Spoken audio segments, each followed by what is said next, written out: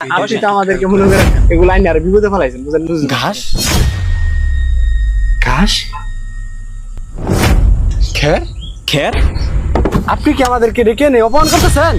আমরা এলাকার সবচেয়ে গণ্যমান্য ব্যক্তি, আমরা সবচেয়ে জ্ঞানীগুণী ব্যক্তি, আমাদেরকে যে বড় বড় দাওয়াতগুলো দেয় আমরা ওইখানে জানি। আপনি এখানে বলছেন বিদায় আসছি, আপনি আমাদেরকে এনে এভাবে অপমান করবেন? আপনি আমাদেরকে এসব কি দিছেন? এসব কি মানে? এসব হলো আপনাদের খাবার? এগুলো কোনো খাবার? এগুলো কি খাবার?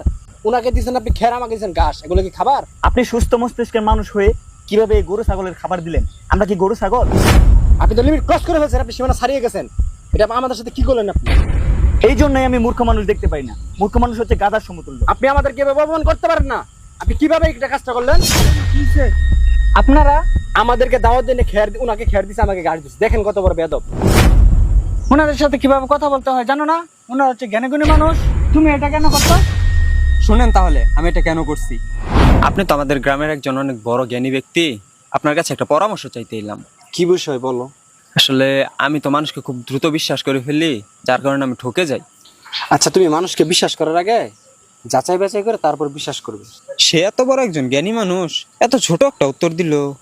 আচ্ছা, আমাদের এলাকার যে আরেকজন জ্ঞানী ব্যক্তি আছে সে কেমন?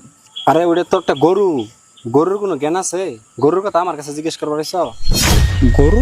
মানুষ আবার গরু হয় কেমন? তার কাছে ওনার কথা জিজ্ঞেস করছি, সে আমাকে বলতেছে জানেন কি, সে নাকি গরু। আমি ওইখান থেকে চলে এসে আমি তার কাছে যাই। আপনি তো আমাদের এলাকার একজন জ্ঞানীগুণী ব্যক্তি, আমি তো মানুষকে খুব সহজে বিশ্বাস করে ফেলি, যার কারণে ঠকে যাই। তুমি কাউকে বিশ্বাস করার আগে যাচাই বাছাই করে তারপর বিশ্বাস করবা। এই উত্তর তো সে আগে দিল, সে কি তাহলে বেশি জ্ঞানী? আচ্ছা, আমাদের এলাকায় যে আরেকজন জ্ঞানী ব্যক্তি আছে সে কেমন? তুমি ছাগলের কথা আমার কাছে কও, ও তো একটা ছাগল। তুমি ছাগলের কথা আমার কাছে কইও না। ছাগল? হ্যাঁ বলে গরু, হ্যাঁ বলে ছাগল। তারপর আমি তার কাছে জিজ্ঞেস করি উনার কথা, যে উনি কেমন মানুষ। ঠিক আছে, সে আমাকে বলে কি জানেন, সে নাকি ছাগল। তো তাদেরকে দাওয়াত দেয়নি আমি, ঘাস আর খের দেওয়া কি ভুল করছি? না, তাহলে তো তুমি ঠিকই করছো। জ্ঞানীগুণী মানুষরা যদি এসব কাজ করে তাহলে আমরা কি করব বলেন? আজকে আমাদের অপমান হওয়ার মূল কারণ কি জানেন? আমরা যদি হিংসা না করতাম একে আরেকজনের, তাহলে আজকে এতটুকু অপমান হয় না। হ্যাঁ, আপনি ঠিক বলেছেন। আমরা আজকে একে অপরকে হিংসা করে অপমানিত হয়েছি। আমরা যদি আজকে হিংসা না করতাম তাহলে মানুষের কাছে আরো সম্মানিত হতাম।